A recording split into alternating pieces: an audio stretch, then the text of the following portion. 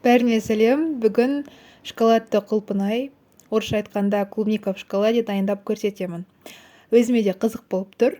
Барлық құлпынайды осындай үлкен көлемде таңдап алдық. Енді әрқайсысын жеке-жеке сүртіп шығамыз. Ешқандай дымқыл су болмауы керек. Енді жуып алғаннан кейін кептіріп барып қолдану керек. Мінекей осылай жеке-жеке сүртіп алдым. Өздеріңіз көріп тұрғандай, қазіргі таңда құлпынай жаз болғаннан кейін нағыз алуға арналған сезон деп айтсақ болады. Сондықтан бау-бақшадан теріп алсаңыздар да, осындай шоколадты дайындасаңыздар өте тиімді. Енді біз ол үшін керек заттар, біз осындай шоколад, одан кейін кокос стружкасы, әртүрлі сыртын безендіретін заттарды қолданатын боламын.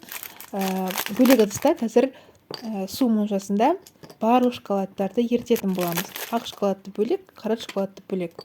Және де айтатын тағы да бір дүние, осылай судың бетінде қайнатқан кезде ыдыстың ішіне мүлдем су кіріп кетпеу керек. Егер су кіріп кететін болса, сіздер кішкене қателік жіберсеңіздер, шоколадтарыңыз бір-біріне жабысып қалуы мүмкін. Сондықтан сондай кедергілерді болдырмас үшін үлкенірек ыдыстарды таңдағандарыңыз дұрыс болады. Әрине бұның барлығы өзімнен басынан өтті. Себебі мен басында кішкентай ыдыс таңдап алдым, одан кейін солай қиналып қалған болатынмын. Одан кейін осындай ұзын-ұзын ағаш таяқшалардың ішіне кішкене қана ұшағын жаңағы еріген шоколадқа батырып алып, осылай әрқайсысын түбіне кіргізіп шығамыз. Одан кейін оны 30 минутқа холодильникке салып қоямыз. Енді безендіруге қара шоколадтан кішкене бөлігін кішкене салфанға құйып алдым. Қазір безендіруге керек болады. Ең алдымен ақ шоколадқа жаңағы холодильниктен тоңазытқыштан салқындатылып шыққан құлпынайдың шетінен осылай батырып тигізіп, сыртынан ағызып, кішкене жұқалау қылып жасағандарыңыз дұрыс. Себебі қазір тез кеуіп кетеді сіздердің шоколадтарыңыз, сол кезде байқалатын болады. Енді қара шоколадты осылай шыңылдау ыдысқа құйып алдым. Осылай кішкене шығып кетіп те жатыр, өздеріңіз көріп тұрғандай. Одан кейін кокос стружкасымен безендірдім. Ешқандай қиындығы жоқ, осылай жай ғана кіргізіп, бір матырып дегендей солай жағып шықсақ болды. Ема.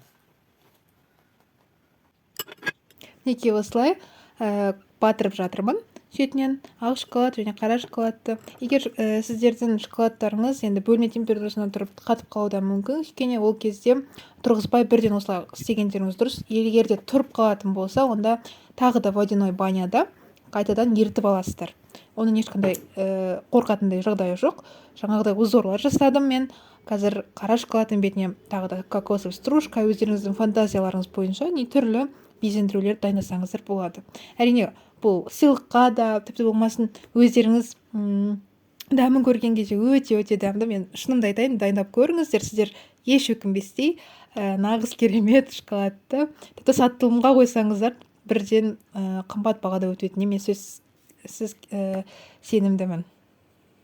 Біздің үй ішіміздің барлық мүшелері мынаны көргеннен кейін восторге болды. Шынымды айтайын, өте дәмді.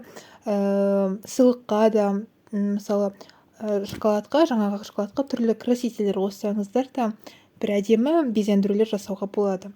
Әрине, оның барлығын алдағы уақытта көрсететін боламын, бірақ қазірге біздегі ең дәмді, ең күшті клубника в шоколаде осы болмақ. Сіздермен бірге болған Меруерт. Каналға тіркелуді ұмытпаңыздар.